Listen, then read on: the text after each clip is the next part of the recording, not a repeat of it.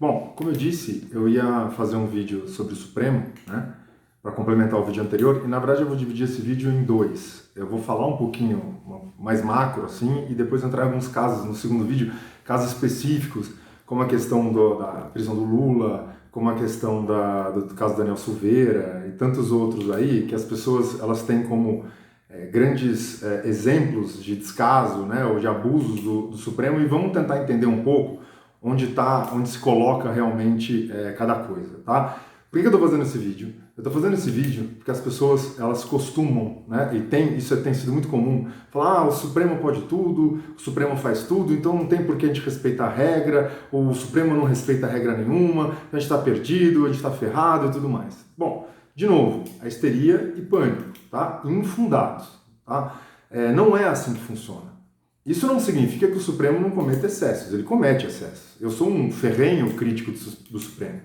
Isso não significa que o Supremo não seja partidário, ele é partidário, né? Isso não significa que os ministros não deveriam ser impeachmentados, eles deveriam, pelo menos a grande maioria deles, né?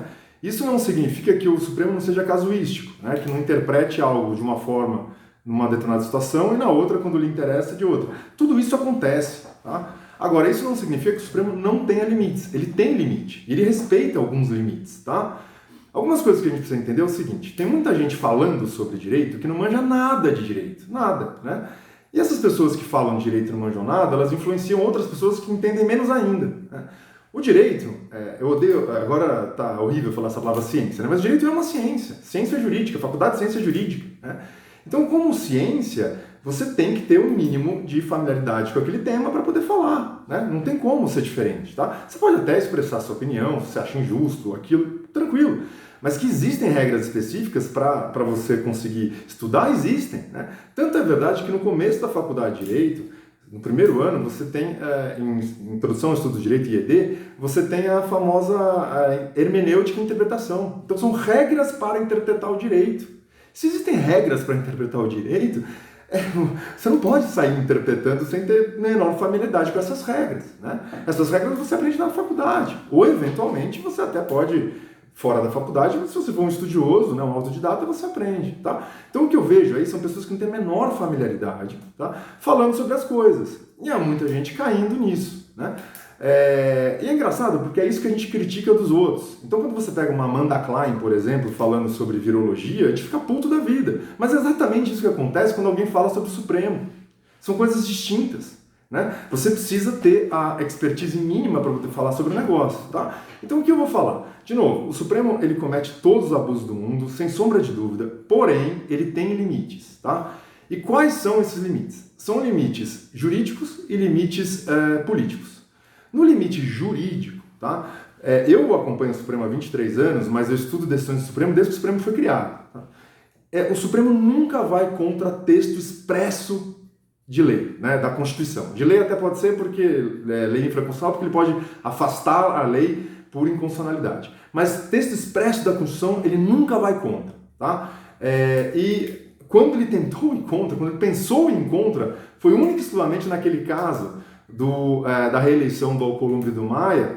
Ele falou, peraí, não posso ir aí. Por quê? Porque o Caio Nunes, no voto dele, falou, tudo bem, a gente pode até afastar, né, um texto expresso, mas isso vai criar uma situação muito perigosa, né, porque abre-se um precedente, inclusive, porque nesse caso o presidente da República poderia se reeleger mais do que 2 vezes, né, mais do que uma vez, quer dizer, para 3 mandatos, 4 mandatos, porque se você não precisa respeitar a regra, né.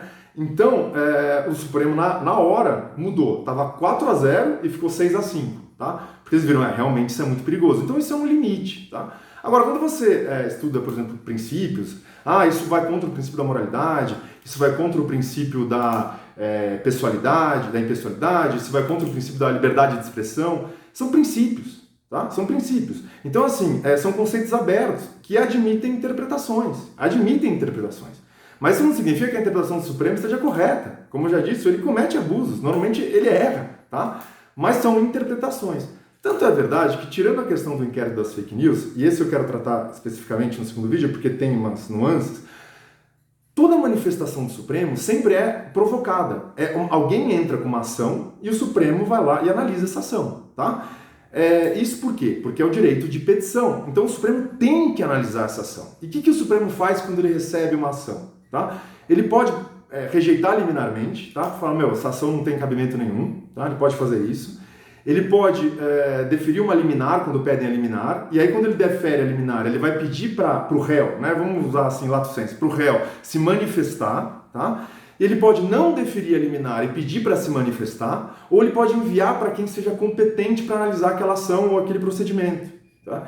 É só isso que ele pode fazer, não tem outra coisa que ele possa fazer. Então é por isso que ele sempre sai no jornal, ou na mídia, assim, Supremo pediu esclarecimento sobre isso. Isso não é nenhum abuso, isso está na lei, tem que ser assim, tem que ser assim. E muitas vezes quando ele pede o esclarecimento, é porque ele não deu a liminar, ou seja, já mostrou que tendência é não acatar o pedido.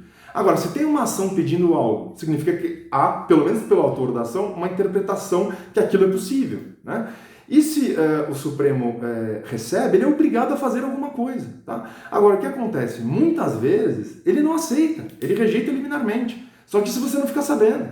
Então, tiram de contexto e só pegam uma parte. Pediu esclarecimentos, pediu esclarecimentos, pediu informações, pediu para se justificar. Isso está na lei, é obrigatório. É o equivalente a você entrar com uma ação porque alguém bateu no seu carro e o juiz não fazer nada, ele é obrigado a fazer. O que ele vai fazer? Ele vai pedir para outra parte se manifestar. Em face disso, ele vai analisar qual é a decisão. Então, assim, a gente tem que tomar um pouco de cuidado. Agora, sob a perspectiva política, tá? Uma canetada do ministro do Supremo não vai afastar o presidente, eles não vão fazer isso. E por que eles não vão fazer isso? Porque, como eu falei no texto anterior, no vídeo anterior, sempre você tem, obrigatoriamente, o procedimento que está previsto na Constituição. Eles não podem ir contra, porque se eles forem contra, eles estão... É um golpe declarado. E já há manifestações das Forças Armadas, por diversas vezes, para o presidente, que não vão aceitar um golpe passivamente, né? Então, assim, a gente precisa, eu vou depois no próximo vídeo explicar mais ou menos todos os casos do Supremo e mostrar que, assim, por mais que eu não concorde, mas existe essa interpretação. Ele não vai contra texto, ele não rasga a Constituição ipsis literis, assim, né? E simplesmente não respeita nada. Ele respeita, de alguma forma ele respeita algumas coisas, tá? Obviamente que esses limites estão extrapolados, né? Eles estão alargados, mas que respeita alguma coisa, respeita. Que existe um limite, existe, tá? Então, assim, a gente tem que parar com essa ideia de achar que o Supremo manda em tudo, ele invade competência, ele atua como legislador ordinário, mas tem coisas que ele não vai fazer, como, por exemplo, afastar um presidente numa canetada. Porque se ele fizer isso, ele está ofendendo diretamente o texto constitucional, e isso vai gerar uma repercussão política pesada, tá? Então, acho que é isso que vale a pena falar agora, a gente fala um pouco mais no outro, tá bom? Valeu, abraço.